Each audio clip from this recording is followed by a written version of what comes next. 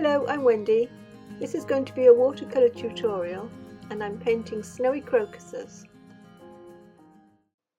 I do like to paint along with the seasons and that's why we're doing the crocuses today. They're beautiful at the moment, but they don't last very long, do they? They do come in all sorts of different colours. I do particularly like the purple ones, and this is a photograph of mine that I took a year or two ago. I've put it up to show you, particularly to show the difference in the colours here. We've got some of the crocuses in the sunlight and some in the shade, and just look at the difference. They're very, very red and pink in the sun, but as soon as they're out of the sun they go very dark and more of a purpley with a lot of blue in it.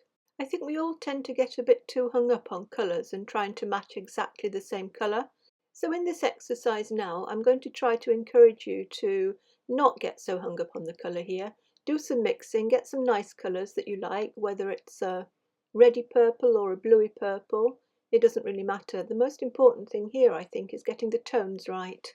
And you'll see as I'm doing the painting that similarly to these crocuses here, we have a lighter middle area of the petal and it's darker on the edges. These are the colours that I used for this tutorial.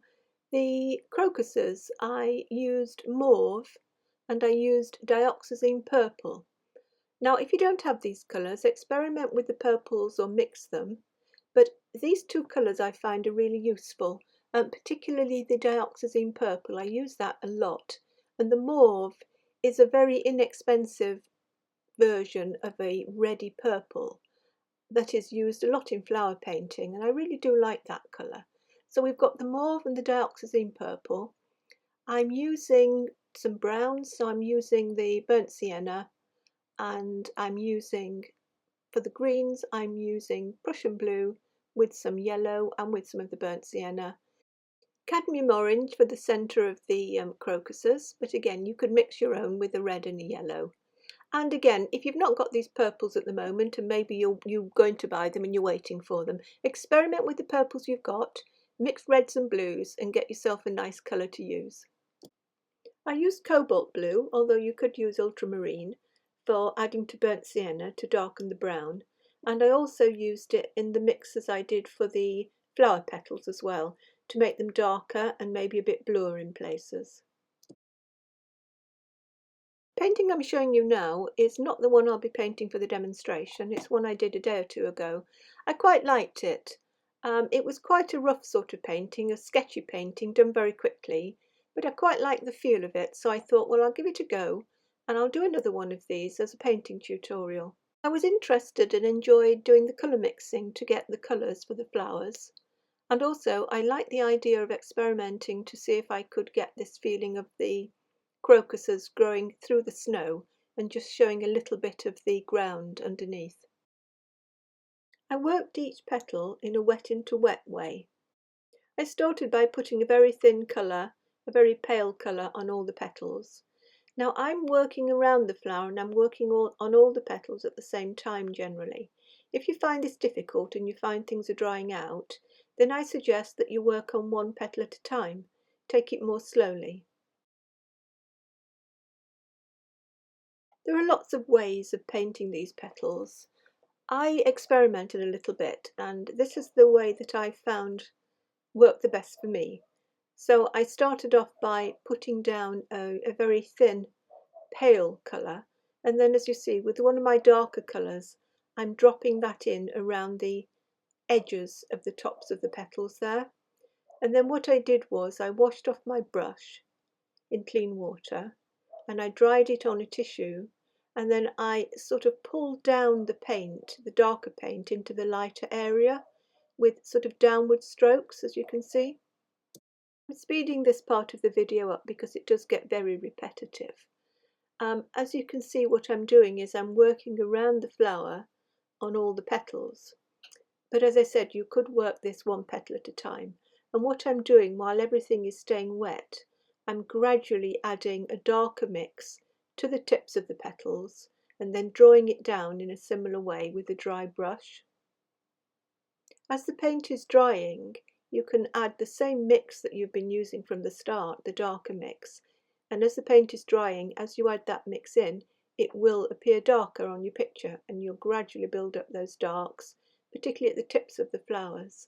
And it is quite important to get these darks, especially if you do as I do at the end of the video and splatter some gouache on there to stand for snow, because then you're going to need a darker picture underneath so the flower still stands out. You may not notice it here, but in the very centre of the right hand flower and a little bit on the left, I've actually put some masking fluid on to preserve that central area where I'm going to put the orange paint. If you don't do that, then you're not going to get a nice bright orange. It won't stay bright and translucent over the purple that you've got underneath. If you would like a template of this drawing, then there is a link in the description box below.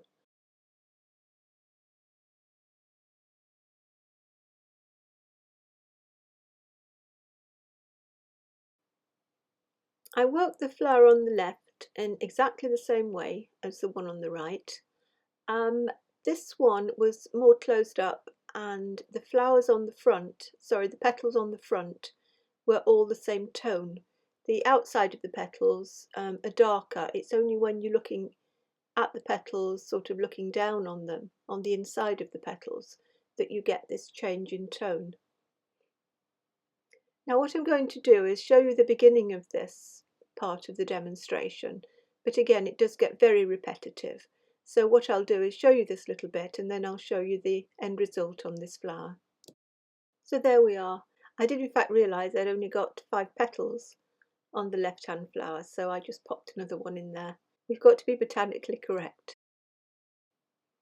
I painted the little bud on the right by again starting with a very pale wash and then gradually adding in some darker tones. The light and dark tones in this little bud suggest the form. There's no need to be too particular about it.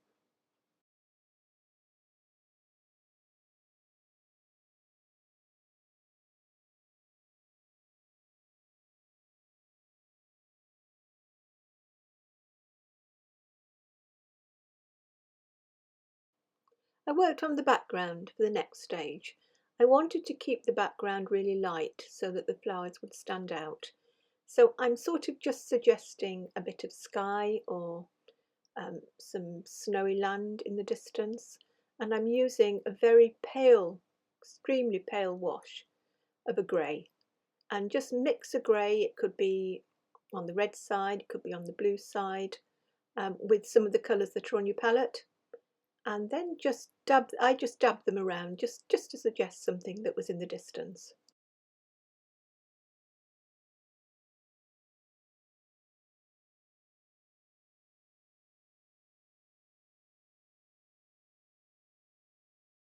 On this painting I didn't put anything in the lower half of the picture because I wanted to preserve some of that for the absolute white of the snow that was going to be on the ground there.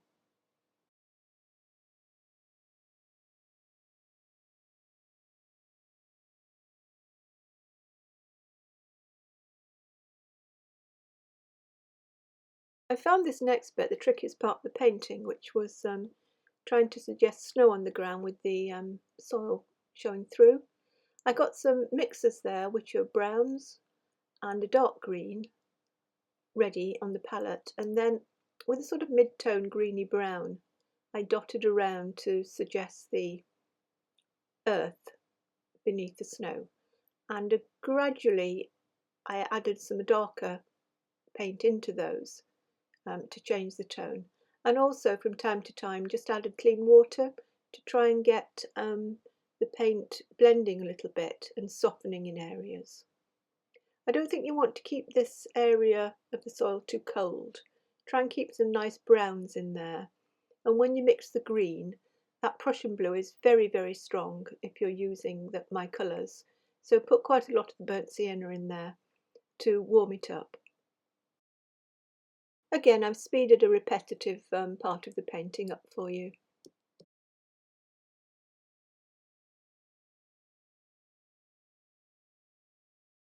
You'll see later on in the video that you can adjust this area particularly if you overwork it a little bit, which is easy to do. You can adjust it by putting some white gouache on there.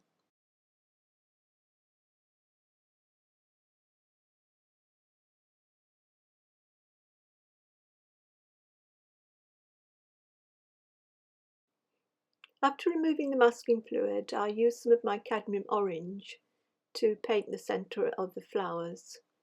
I also put a few little dots of a darker orangey brown in there, just to sort of set them off. And I think that looked quite effective and quite simple in the centre of the flower there. The purples and the oranges certainly go really nicely together, don't they? Time for the stems and the leaves, which I tried to do very directly and very simply with few strokes. And the greens I used were mixed from my Prussian blue, my yellows and my burnt siennas. I think it can always be quite effective to make it a little bit darker, the stem, just underneath the flower. It will be in shadow there, and I think it does. It's a subtle little thing, but I do think it works quite nicely.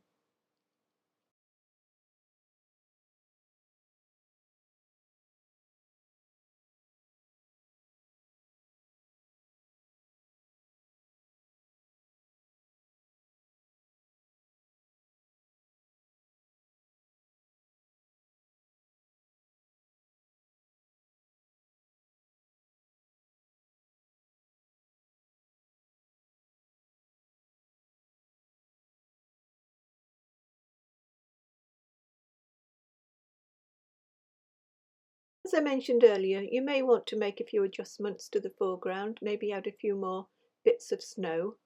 I'm using a pen white, it's in the description box below if you're interested, and you can use gouache or you could use acrylic to do this. Just have a look at your picture and decide if it does need any, I'm not going to call it fiddling, any fine tuning.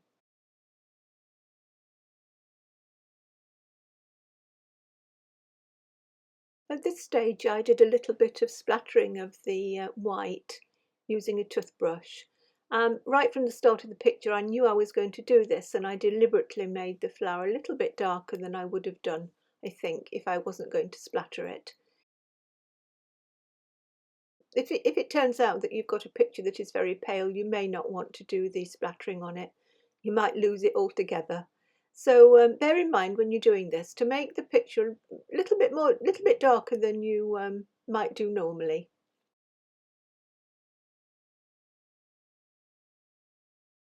I find that if I use a toothbrush like that for splattering, it is a very fine spray. I'm not a particularly good splatterer. What I have done here is, in order to get a few more bigger snowflakes, if you like, or flecks of snow, I've just used a rigger and just put those additional little marks on there. But if you do that, then don't overdo it. So the final little picture.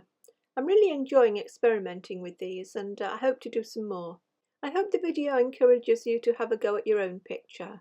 As I said at the beginning, don't get too hung up on the colours, and also try and work out maybe a little composition of your own as well. Perhaps some more crocuses coming up, but definitely a snow scene. So if you don't want to miss anything, do subscribe to my channel, and I'll see you again. Happy painting, bye for now.